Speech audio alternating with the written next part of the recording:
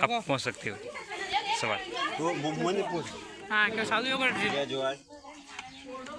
हम आज लिम्बाराम बरकोट ये हमारे साबला ब्लॉक से विद्यार्थी मोर्चा मीडिया प्रभारी है, तो इनके शादी में आए तो हमें बहुत खुशी भी मिली। और इनके ये जो संस्कृति पहनावा धोती ये पहले आज से 10 साल 15 साल पुराना रीति रिवाज है।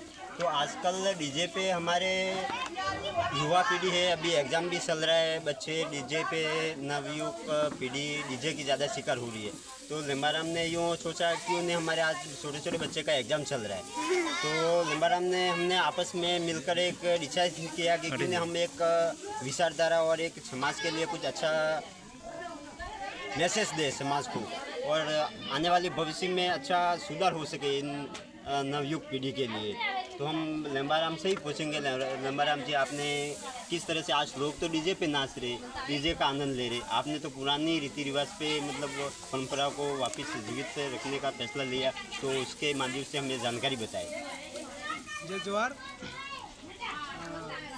मैं लिम्बाराम मीणा, भील प्रदेश विद्यार्थी मोर्चा ब्लॉक साबला से मीडिया प्रभारी। इस प्रकार से आज जो मेरी शादी चल रही है, तो मैं पिछले कई दिनों से देख रहा हूँ कहीं न कहीं जो हमारी जो आदिवासी कला परंपरा, जो हमारी सांस्कृतिक धरोहर है, वो कहीं न कहीं आज एक तरह से विलुप्त के होने की कगार पर है। क्योंकि जिस प्रकार से पिछले 7-5 सालों से जिस तरह से डीजे की वजह से कहीं न कहीं जो समाज के अंदर एक अलग ही मैसेज जा रहा है।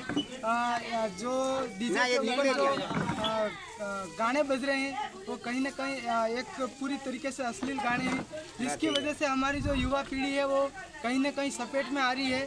तो इसी एवज में हमें जो हमारे जो शादी प्रोग्राम में हमने सोचा कि हम इस हमारी जो पुरानी पुरखाई जो परंपरा है उसको कहीं ना कहीं पुनर्जीवित किया जाए। जो पहले जब हल्दी रस्म के नाम पे नाजायज़ बहुत खर्चा हो रहा है, तो जो मेरी जो हल्दी रस्म हुई है वो मेरे पुरखाई देवी देवता, मेरे कुल देवता के पराक्रम में हुई थी, उनके आशीर्वाद से उनके शरणों में वहाँ पे हल्दी रस्म हुई थी। और एक सामान्य की तरह, क्योंकि एक हल्दी रस्म के नाम से समाज के अंदर एक तरह से फिजूल खर्च बहुत बढ़ रहा है। दूसरी तरफ बहुत सारी ऐसी परंपराएं हैं जो कहीं ना कहीं समाज के अंदर आ गई हैं, और उन परंपराओं की जो नई जो परंपरा है वो कहीं ना कहीं समाज को एक पीछे धकेल रही है। आज शिक्षा का अगर देखा जाए तो आप पिछले 8-10 साल पहले कक्षा से 5 से 7-8 वाले जो भाई बहन थे वो पाठ पढ़ना सब जानते थे, लेकिन आज वर्तमान स्थिति ये है कि जो हमारे जो भाई बहन है वो 8वीं 9वीं 10वीं तक आ गए, अभी तक पाठ पढ़ना और जो सामान्य बेसिक जो नॉलेज होता है वो पता नहीं। तो आज एक तरह से आधुनिक युग चल रहा है, और आधुनिक युग में हम जो 10 साल पहले वो तो पिछले पीढ़ी, लेकिन और 20 साल पहले पिछड़ गए, क्योंकि अभी वाले युवा उनको कुछ नहीं आ रहा है। तो ये सबसे जो कारण है वो कहीं ना कहीं डीजे है, क्योंकि बराबर एग्ज़ाम का समय आता है और इधर डीजे चालू रहता है। तो इसी डीजे की वजह से जो भाई बहन है वो कहीं ना कहीं पढ़ाई नहीं कर पा रहे हैं, और वो एक अपना अलग ही दृष्टिकोण से वो अपना वो दिशा चेंज कर रहे हैं। क्योंकि जो डीजे के अंदर जो गाने बज रहे हैं वो पूरी तरीके से अश्लील है, और मैं उनका बहुत पुरजोर विरोध करता हूँ, डीजे का भी पुरजोर विरोध करता हूँ।